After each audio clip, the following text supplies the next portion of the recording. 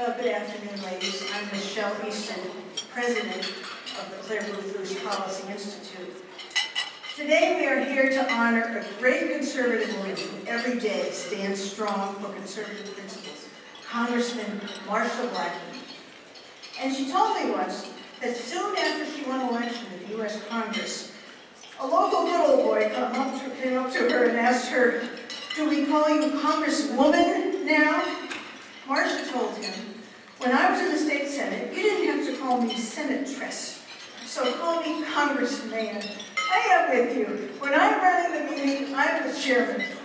I'm with you on that." Before we give the award, I want to introduce just a few other leaders from our distinguished audience at our head table. First, a member of the Clare, Boothe, Luce Policy Institute Board of Directors and president of Ray Publishing, who was our 2005 Woman of the Year, Margie Ross.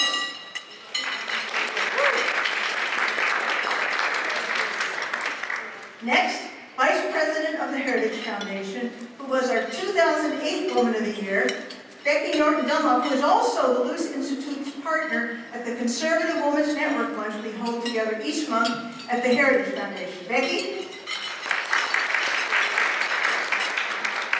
We have a couple of other former Women of the Year who are coming, but they've been a little delayed. But I especially want to introduce you to two of our super students who are at our head table, both interns with us last summer. Anna Lippincott from Ohio University, who just had a great Christina Hawk Summers lecture. If you want to talk to somebody who puts on a great event, feel free to come up here and talk to Anna. Now stand up, Anna. And then Arissa Dameron, who is at Yale and is an activist there in the Buckley Society and is a wonderful writer and is actually coming back to Washington this summer to intern for Margie Ross. There you go. You see the circles are very small. I used to tell my boys when they were growing up, the circles in the conservative movement are very small. So with the boys, of course, I had to say, so behave. Now, I want to have the staff at the Clare, Boothe, Luce Policy Institute who are here to stand up all together. They work so well as a team. I don't get many opportunities to thank them publicly for their work on this event and others, and especially our program director, Laurel Conrad, who had the lead on this. Stand up, staff. There's Sophie and Jeannie, Laurel.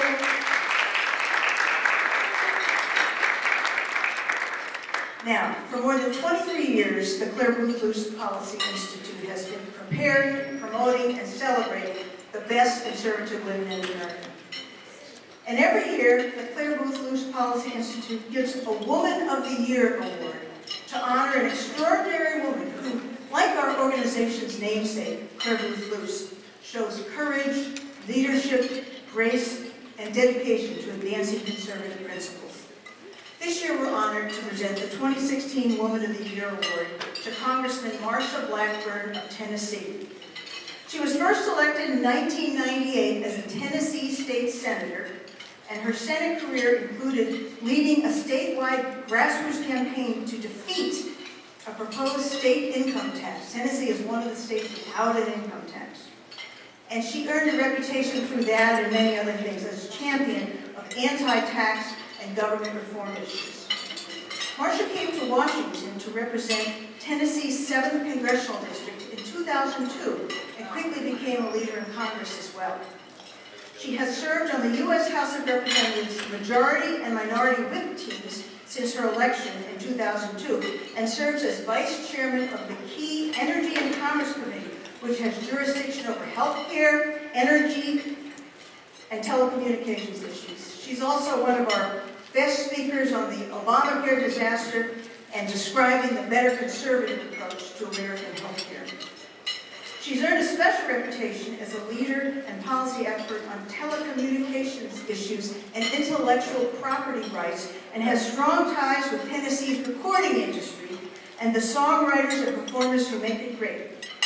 She now lives in Nashville in Minnie Pearl's old house. From the young ladies, do you know Minnie Pearl, the country singer? And what does she have hanging from her hat always? The price tag, yes. And she lives in her house. And with her applied piano minor in college, Marsha is right at home as representative to many of the nation's most popular songwriters and performers. Just like Clare Boothe Luce, throughout her career, Congressman Blackburn has been a passionate supporter of the right to life.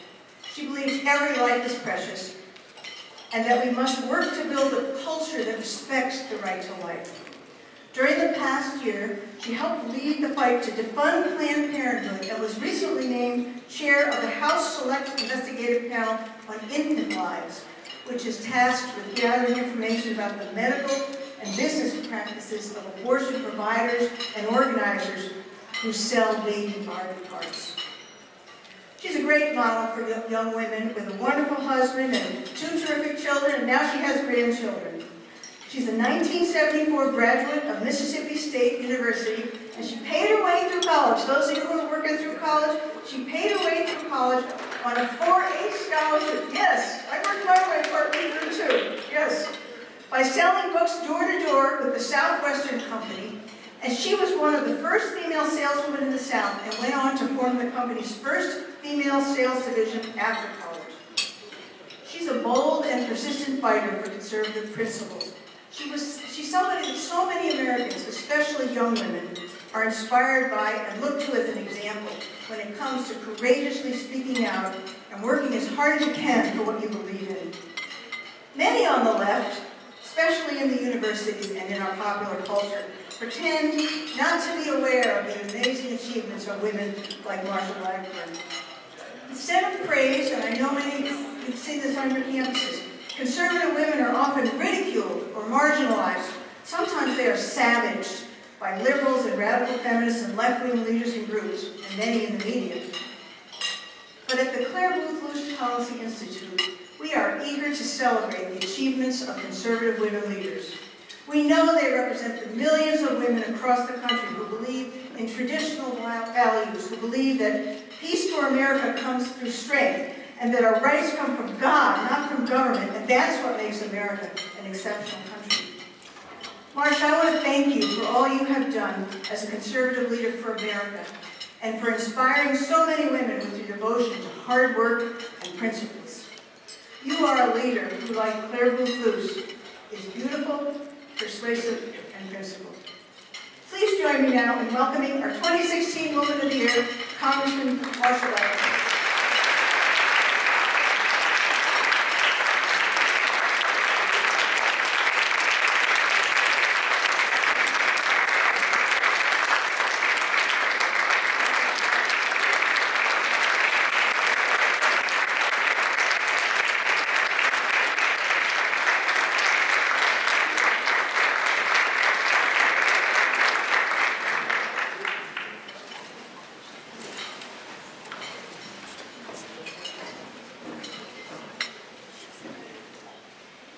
Thank you so much. What a fantastic room and a fantastic group. And some of our team Blackburn are here with me today. And I am absolutely thrilled to be with you and so thrilled to receive this award and be in such fine company. And I see Katie McFarland, another Woman of the Year, has slipped in the door. Indeed, one of our leading voices on the issues of national security and defense, and I tell you what, she's one of my go-to gals when I am looking to find out exactly what is going on with something, and you're getting conflicting reports and you want to know what's going on in the world. And she's got a great online radio, TV, I guess it's a streaming show. Is that what we call it? Internet TV show. DEFCON. There we go. DEFCON 3. There you go. So when you're looking for national security, that's where you go. I want to talk for just a few minutes about you and about your equipping. You're here this weekend to learn all about the political process and to get ready for the 2016 elections. Everybody have their candidate picked out? All right. Are we ready to put a conservative in the White House? I think indeed we are. But let's talk for a minute beyond that. once the election is over, and talk about you and what you want to do with your skills and your abilities and how you can engage in making this world a better place. When I was growing up, we had two things we had to do in our household. One, always give back more than you take. And two, is always leave things in better shape than you found them. And if you do that, things are pretty much going to work out and take care of themselves. And I'll tell you what, that applies to leadership and to your leadership abilities. And I want to encourage you in that vein today and hit 3 quick points that deal with you and leadership and using your skills. When you go back to campus, of course, you want to pull people together to work in campaigns and make certain that your candidate wins. But think about it in this regard. As you do that, you're learning some very important skills. And you need to continue to put these skills to work. You're learning how to build an organization. You're learning how to pull people together for a purpose. And an important component of leadership is to realize that leadership skills are a transferable commodity. And you don't always need to go back to square one and start over again just because you're at a new school or you have a new job. What you want to do is make those lateral moves and elevate yourself. So always use those skills.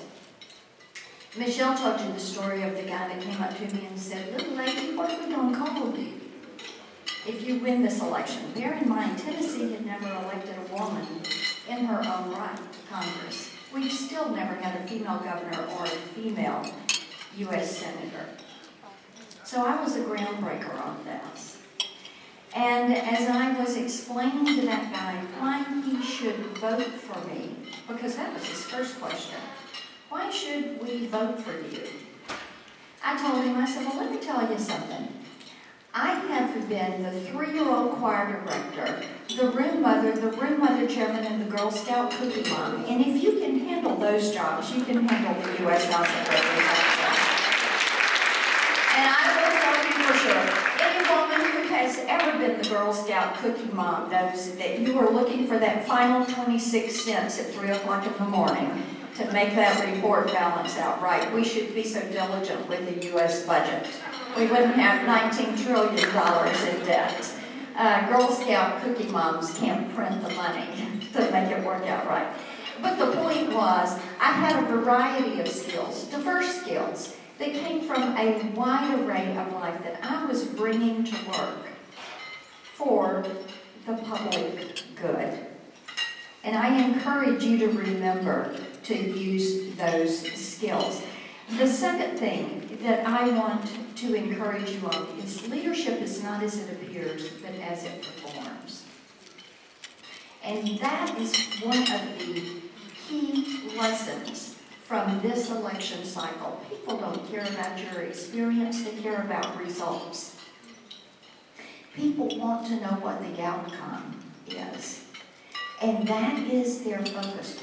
What have you done with the opportunities that you have been given? What are the results that you have achieved? When I was running for Congress, I was out knocking on doors down near Memphis, Tennessee. Do I have any Tennesseans in this room? I'm so excited. I love seeing all these Tennesseans. I was knocking on doors in Bartlett, Tennessee, right outside of Memphis. It was 103 degrees that August day. I had on my golf shorts and shirt and tennis shoes and a cap. I had been leading that state income tax battle that Michelle was telling you about, that we won, by the way. And I knocked on this door, and this little guy came to the door. Turned out he was in his 90s, and I said, handed him my push card, and I said, "Hi, I'm State Senator Marsha Blackburn. I'm running for Congress, and I sure would like your vote." He took the card, he looked at it, and he looked at me, and he said, "Is that you?" I said, "Yes, sir, that's me." He said, "No, is that you?" I said, "Yes, sir." I said, "I'm Marsha Blackburn, and I sure would like your vote." And he said, all right, why don't you stand there for just a minute? And so I thought, okay, I'll stand here. I need this vote. I want to be sure I get it, but it's 103 degrees and I'm on a concrete front porch that doesn't have a cover.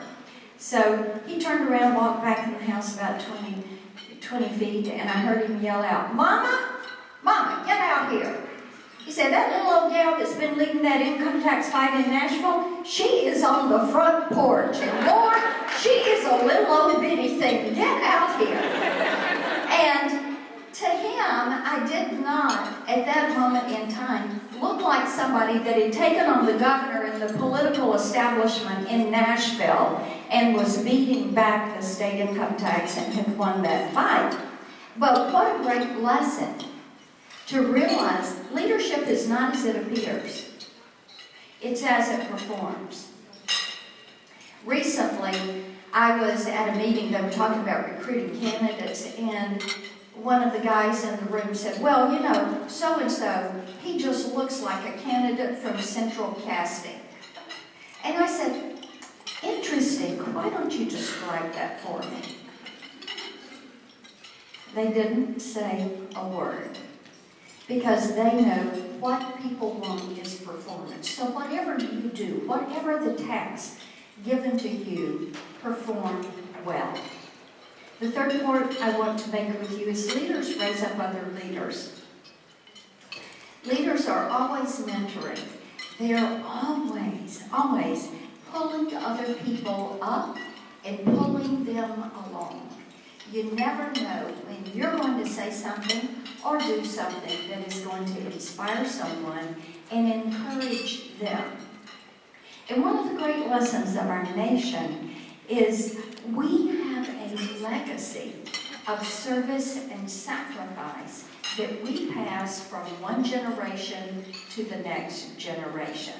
And it is up to you to raise up those leaders that you are going to have come in behind you and help you with preserving faith, family, freedom, hope, and opportunity, what we enjoy here in the United States of America. Thank you so much. I am honored to accept and so honored to be with you today. Enjoy your luncheon. Thank you.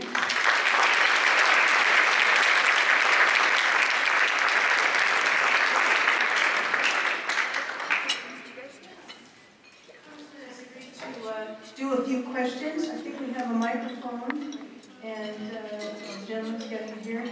And if you wouldn't mind, when she calls on you, would you give your name and your school and where you're from? Thank you. Okay, questions?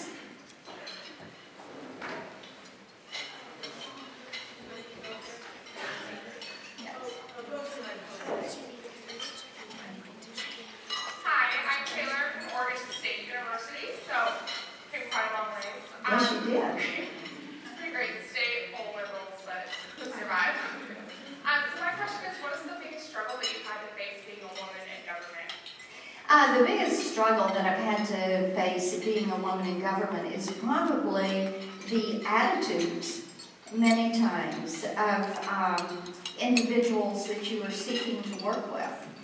One of the things that I learned early on, being a female working in a male-dominated field, which I've done all my life, was that sometimes the biggest resistance is to realizing that you are an equal, not a subordinate.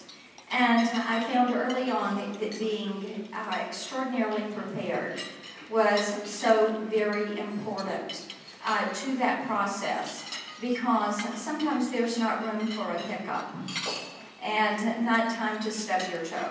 So you just really need to be very prepared and very diligent, and that has always served me well, because attitude is many times going to be what you incur as the first obstacle. Thanks. Hello, I'm Hi. Danielle Maxon from Palm Beach Atlantic University. Thank you so much for being here. Sure. And I have a couple quick questions questions for you. One is, what are some positives of being a woman in leadership? So often we hear about, oh, the deck is stacked against us, but I know actually being a woman is a positive and powerful thing. So what are some positives that you have found being a woman in leadership? And secondly, I would love for you to give us 3 pieces of advice, what you know now that you wish you would have known then back when you were starting out. All right, that sounds good. The positives of being a woman in a leadership role is that you get the opportunity to break glass ceilings, you get the opportunity to open doors for others, and you get the opportunity to look at people and say, look, I may have failed once, but there's no such thing as a failed test as long as you're learning. And I think 3 pieces of advice would be to always be bold. Tell you a quick story. It's kind of a funny little story. When I was in college, a woman could not be president of the student body. So I became president of the Associated Women's Students, the women's portion of the student body. Well, you know, they send me, this was in '72, I go off to Chicago for the AWS Student Convention, and I'm Eager Beaver from Mississippi State, so I'm sitting on the front row. I'm going to soak up all this knowledge and information and take it back and do good things for my school. And as I'm sitting there on the front row, they bring out Gloria Steinem. I thought, okay. So everybody's standing up and they're applauding and they're cheering. I kept my hands in my lap and sat in my seat. And she looked down at me and I just said, don't like ya. And, you know, that taught me something so vitally important at that point in time. First of all, they're thin skin. And secondly, you can ruffle them. And there is virtue in being bold. And the second thing I would say is just stand firm. You know, there's one thing to be bold, but to stand firm on your principles is something else. And when I did the income tax fight in Tennessee, I was the only elected official that would stand up and oppose the governor. So at that point, I was a caucus of 1. And I remained a caucus of 1 for about a month. And then we had some fabulous legislators that joined me in that effort. And this was not a 4-day or 4-week or 4-month fight. It was a 4-year battle. And it was a political battle royale. It was the Tea Party before the Tea Party was cool. People were mailing in tea bags to my office from all over the state. And one of my colleagues in Congress now is from Kentucky, but he was in the Kentucky Senate at that time, and he said he would open his mail and there would be these tea bags, and it was because people were getting Nashville radio. So they were mailing tea bags to the Kentucky State Senate too. But I never wavered. And because of that, we in Tennessee built the most incredible conservative majority in our state. We now have super majorities in the State House and the State Senate. I was the only Republican female in the State Senate. Now we've got 5. We had another great conservative female, Diane Black, come to Congress. She was in the State Senate, in the State House, when we were doing that fight, and later went to the State Senate and now came to Congress. So standing firm, not letting them intimidate me, made a huge, enormous difference. And the other thing would be, don't be petty. Don't look at the small stuff, because it really doesn't matter. Focus on things that are really going to make a difference. I listened to some of this yap, bicker with some of the campaigns and the personal attacks. We don't have time for that. We are Republicans, we are conservatives, we are the country, and it deserves our best efforts. Thank you. All right. Hi, my name is Ashley. I'm from the University of Arizona. I'm a junior this year. I was just wondering if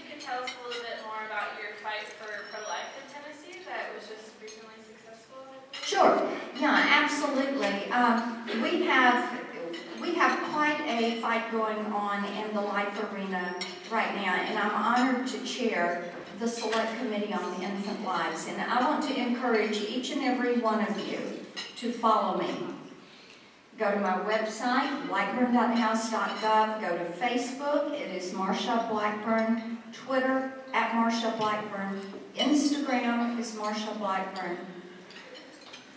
We have an opportunity to bring light to something that has been a very dark part of our nation's history. And our Select Committee on Infant Lives is doing that. We are, by House resolution, charged with reviewing the medical practices of the abortion industry and the business practices of the fetal procurement issues industry.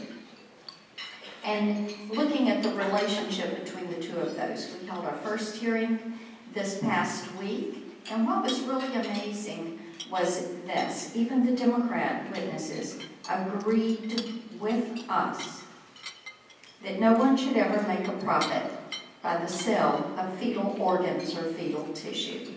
And no one should ever get pregnant and have an abortion for the purpose of selling tissues or organs.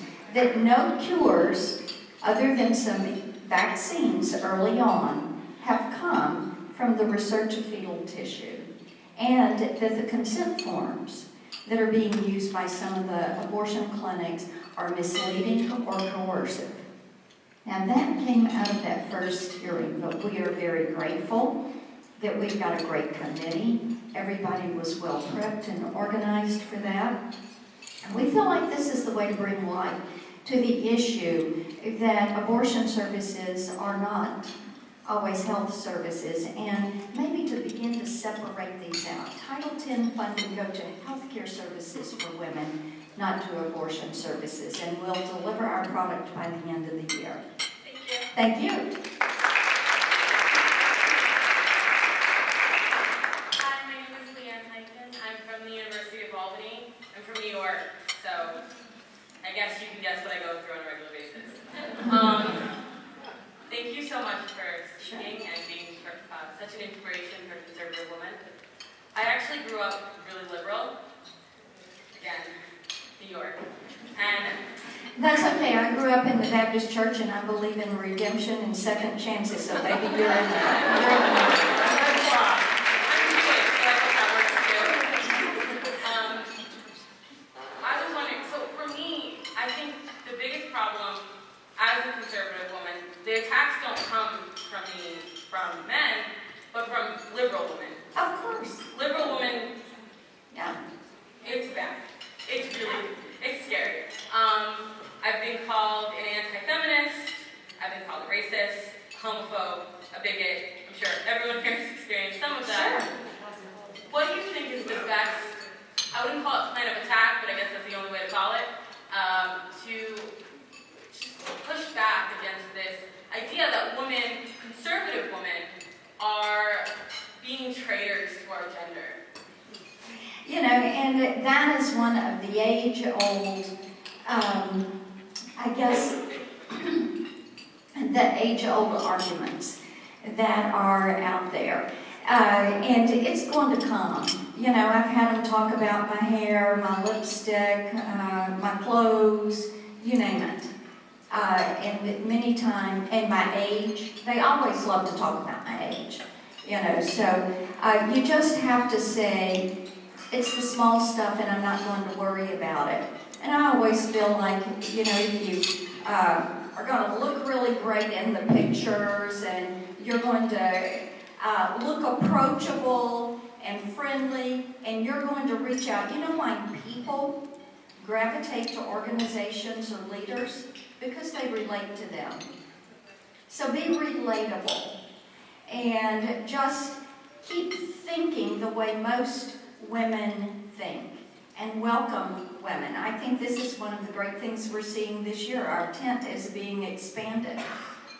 Republican turnout is out, more women are voting in the Republican Party this year. And those are good things for us. So yes, Liberals that don't have ideas are always going to attack personalities.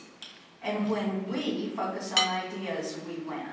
So just keep putting great ideas out there, keep that smile on your face, keep your arms open, and welcome people to your organization and to your team.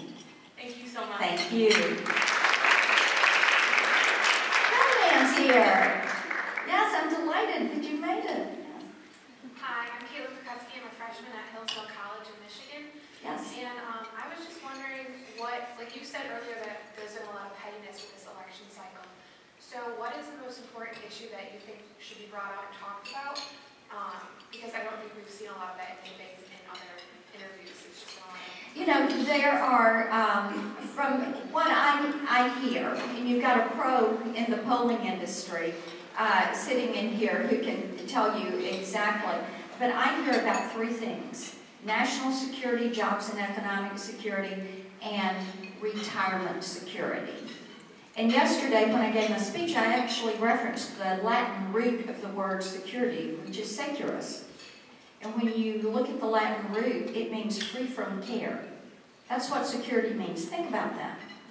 People shouldn't have to worry if we're going to defend our country. And they shouldn't have to worry if the next paycheck is going to be there. And they certainly shouldn't have to worry about ISIS attracted people coming in and shooting up a military recruiting center or a Christmas party. So what we need to do is talk more about that. The number one issue with women is national security. That's why you want to talk to KT. She can tell you how to answer this. So those are the three things. I'd love to hear more about that. I think the American people would like to hear more about that. Thank you. Thank you. Hi, I'm Zoe Bauman. I also attend Oregon State University. I was wondering what inspired you to transition from private sector work into public service? Do you know, I had been chairman of my Republican Party and had my county party right outside of Nashville. I had built the largest county party in the state, and it still is. And it has become a campaign support, it's kind of the center of a lot of good things that are happening in our state, pushing conservatives. And so as I did that, and I was very involved with the Chamber of Commerce, I was a small business owner, I had a marketing company that I started and ran. And I was recruiting someone to run for the state senate. And everybody started turning the tables on me and saying, no, Marsha, you ought to be running for this. I didn't think I would ever run. I had run all these campaigns. I had run a governor's race in Tennessee, so I knew the backside of campaigning. But I was busy with my children, and my husband traveled a lot in his job, so I just didn't see being in elective office as a fit for me. And then the door opened, and I said, well, okay, I'll go ahead and run. Well, as soon as I put my name on the ballot, since we had not elected a woman to the state senate, all these people decided they were going to run in the primary. 6 guys and me in the primary, and I got 54% of the vote.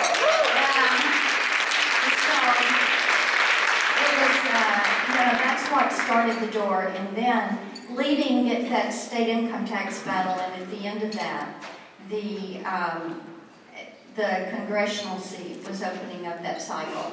And again, you had 7 guys and me in the race, and I got 52% of the primary vote. So that just other people, and I think that happens a lot with women. We don't invite ourselves to the table, we wait for somebody to invite us.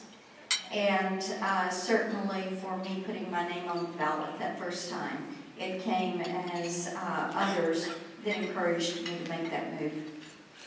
Thank you. Thank you. Hi, I'm Jessica Laura. I'm interning at Clare Boothe Policy Institute this semester. I'm from Utah. I go to Weber State University. And my degree is actually in marketing professional sales. So Awesome. it's really, really cool that you did sales. My question would be is, you're from the South, so you know racial tensions are very high right now. I feel like there is a big divide in the country. Especially me, I'm new into the political world. Clare Luce is helping me be introduced, and it's really, really cool. One of the biggest things I think I've faced is, I'm Latin, so I'm Dominican. To anyone out there, represent. I think what I found is hard is not just being Latin, but African American friends get mad at me too, saying the Republican Party is racist, and I don't know how we can bring more diversity in, because it's not true. It's like they're very stereotypical. What have you found to help you? You know what, I think there is, a lot of it depends on your attitude, a lot of it depends on being welcoming and encouraging people to come with you. And that is going to be the best way to change hearts and minds and to pull people in your direction. So I would encourage you just to keep doing that. I have so many Hispanic and African American friends that agree with me on nearly every issue. And it is exciting for them to see the pro-life issue has been such a unifier between races, and I am just so incredibly grateful for the opportunity to be leading this committee for Congress and doing that deep dive into this issue. Thank you. Thank you. Hi, I'm Melissa Manalo. I'm interning with CBLPI this spring. I'm from, I go to school at the King's College in New York. I was just wondering if you had a favorite conservative leader or a role model that you look up to or looked up to. Yeah, I always loved watching Margaret Thatcher. I really appreciate so much how she was just titanium backbone. I loved it. I thought it was she was such a tribute to what a conservative person could do in a less than friendly environment. And I was honored when I led the delegation for Congress to her funeral in her service. So that was really a special moment for me. And I was at Churchill College lecturing last year, and was excited at the end that the Thatcher archives are at Churchill, where they have the Winston Churchill archives also. And I was delighted to be able to go in and see some of her archives and some of her items and her writings. And when I had published my book, I had met her when she was in the States, and she had asked for a copy, and I sent it and wrote a note, and they had it in the archives. So that was kind of cool too. But I really appreciate what she, what she brought to the table. Thank you. Thank you.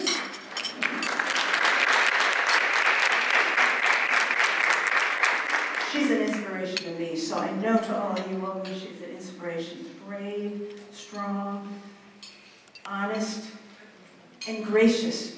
There's a gentleman who helps us at Clare, Luce, and I asked him recently, why do you help us? He said, because you teach women the importance of grace. And he said, women who are gracious are conservative. This is why you are a Woman of the Year. Gracious, smart, and strong. Thank you so much.